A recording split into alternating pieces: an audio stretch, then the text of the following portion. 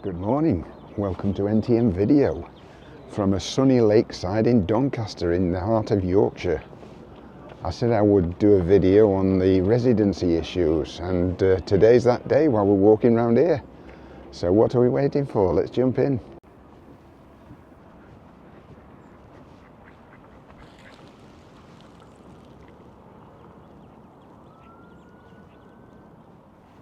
So it all started in 1995. That's when I first travelled to Tenerife, enjoyed a great holiday there, and continued holidaying there for the next 30 years, if you like. In the year 2000, I decided to buy an apartment and held that apartment for 25 years before coming back at the end of August. Fast forward to August 22, I went to the Manchester consulate, Spanish consulate, and applied for a non-lucrative visa so that I could go and reside in Puerto de la Cruz. After a short period, I got the grant, which allows you to go there and spend the first 12 months there on a visa in your passport, but whilst there you must apply for the TIE, the Tarjeta Identificación Extranjera, and that has to keep being renewed. There's certain documents that you have to supply though in order to get that TIE, and they are such as sufficient earnings. You have to have 28,800 in a combination of pension and savings, and the second person has to have an income of 7,000 or savings, so it's quite substantial. Secondly, you need a medical certificate from your doctor, so you have to get that.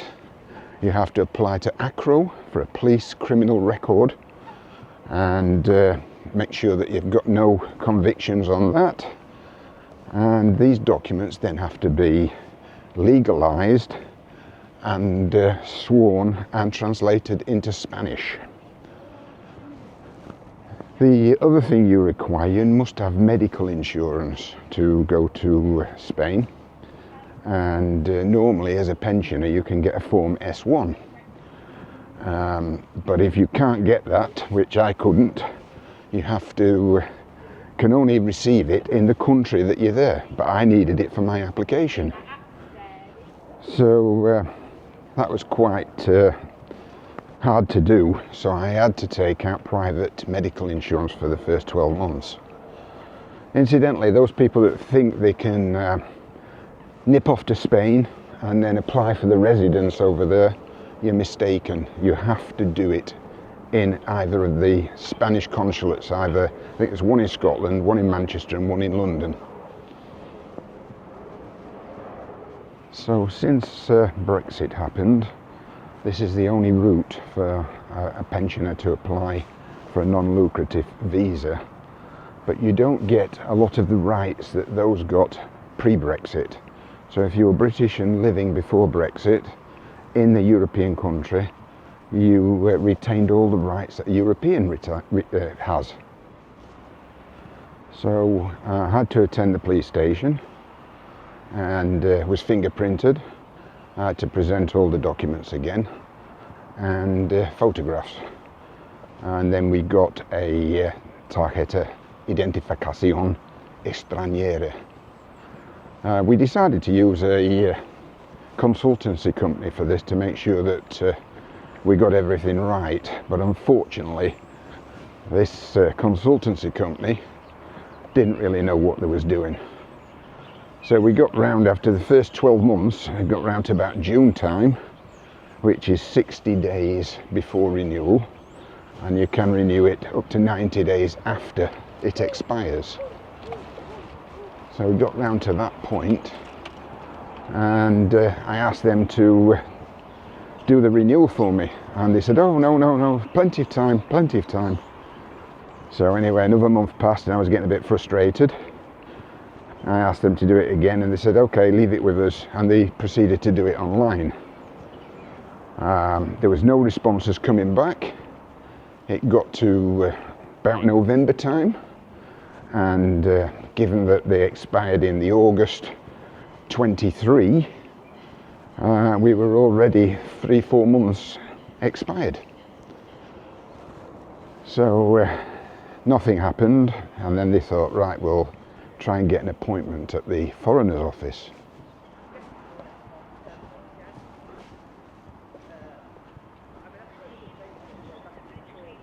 So they applied for this appointment, and it took us round to March in 2024 before we got the appointment. I sat down with Denise at the desk. We submitted the applications together with the consultant next to us, and all was fine. Then in July of 24, Denise gets a resolution to say she's been accepted, and I had no resolution. Nothing came through. So the consultancy said, just leave it a bit, let's see what happens. I left it another month, nothing happened. So they tried to get hold of them, still nothing. And then in October, November time of 24, I get a resolution comes through and said, I've not been accepted. And the reasons given was my application was late. How on earth it can be late when I did it at the same time, at the same desk, to the same person, who knows? My guess is somebody's not done the job properly. So we tried to ask some questions, they wouldn't give us an answer, and I then thought, right, I'm ditching this consultancy company and I'm going to employ an immigration lawyer. So I went to see an immigration lawyer and we put in an appeal. That cost €400 to do that. So by this time, with the initial application and that extra €400 and the consultancy's fees, I probably spent around £6,000 to £7,000. So they took another 6 weeks, then I got an answer back, and the appeal failed because they said my original application was too late. So what you have to do then is go back to the UK and start the process all again, with all the costs involved, or apply for family reunification. I can't say it. And through that process we'd probably might have got accepted. But there's a sting in the tail here, because when you apply for the second renewal, you have to prove that you've got 2 years worth of income. So 28.8 times 2 is €57,600. So you can produce your pension and your savings to make sure you've got that. And that's exactly what we did with Denise's application. We put it all in her name to make sure she'd got all the money to be able to do everything and get her application accepted. And then I would have to apply again to come over and say, this is my wife, I want to live there. Crazy, crazy, really crazy.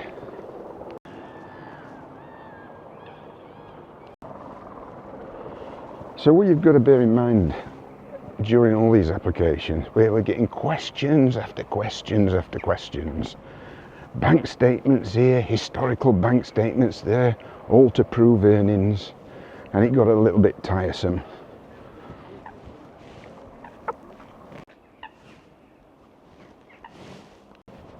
I also had no idea what my application would cost for me to get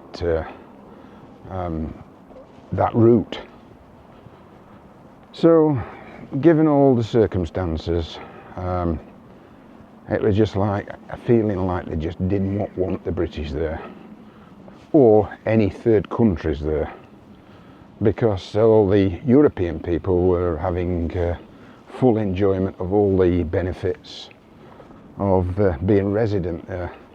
They incidentally only have to prove they've got 5,500 euros, whereas a third country person's got to say 28,800. And on a biannual renewal, it's 57,600. So yeah, it got a bit tiresome and weary over the years. It just worn me down too much. And the other thing with a non-lucrative visa is people don't realise you have to spend 183 days in Spain. And that 183 days means you can't choose your tax residency. You actually do become tax resident in Spain. And the tax allowance for a pensioner is 6,700 euros. And after that you start paying tax under a progressive tax system. So there you have it, guys. It's not easy. And people telling you that it is are wrong, are very much mistaken. You know, the European can just go straight to the police station, get his card, no problem whatsoever. We have to apply and it has to go down to Madrid. It's shocking really, but that's what it is. And yet there's people walking around there that have come in on the so-called boats and they can stay. And so can a European who is sleeping rough in a doorway. And yet I paid taxes for the last 2 years. Paid all the taxes and dues that were there. I wanted to be part of the community. I even took Spanish lessons. I can construct very good Spanish sentences. Bit difficult to listen to because the Spanish do talk quickly. But yes, all too much in the end. So in conclusion, I think if anybody is embarking on moving to Spain, needs to know the rules firsthand. The fact you have to go to a consulate, and secondly, they need to employ an immigration lawyer because they are experts in that field and they know what they're doing. But here we are. So I'm now back in my home country. Will I visit Puerto again? Probably. Will I try for the residency again? Maybe. It's too late now. I'm a little bit old for all that. Such a shame because I enjoyed producing all these videos for you. But I have left some for you. There's still a few to go at. And who knows, maybe one day I will return. It's a beautiful morning today.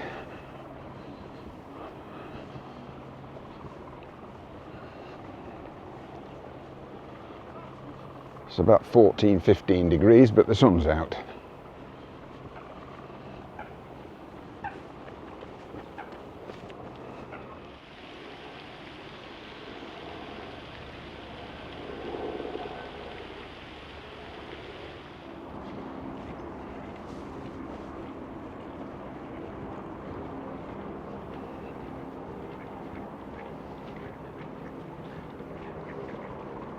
Look at these guys.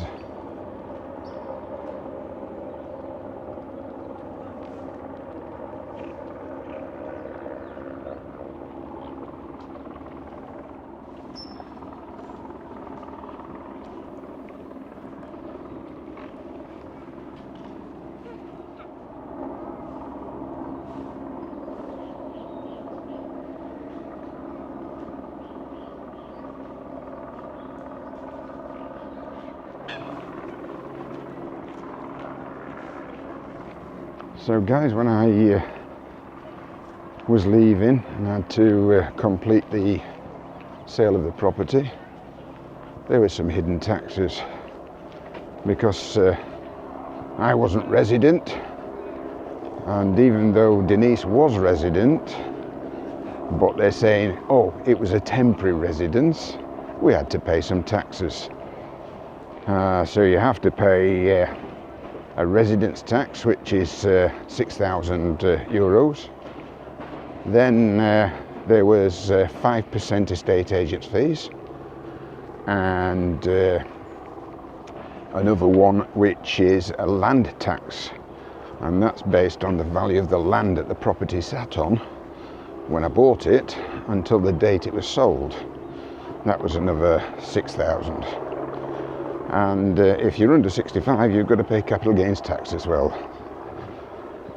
Purchasing a property, you have to pay 9% of the purchase price in taxes. So it's not all, you know, plain sailing there. Yes, some things are cheaper. If you want to enjoy life, drinking, eating, smoking, all those things are relatively cheap. But there's a lot of hidden stuff as well. There's even taxes on second-hand car sales, on state lottery winnings. So there's a lot of things to take into account. Yes, it's great weather and it's great scenery. Right guys, I'm going to end this video here with the views across the lake. It's been a lovely walk this morning, I've enjoyed that. I hope you fully understood the context of the video. But as I said, never say never. See you soon.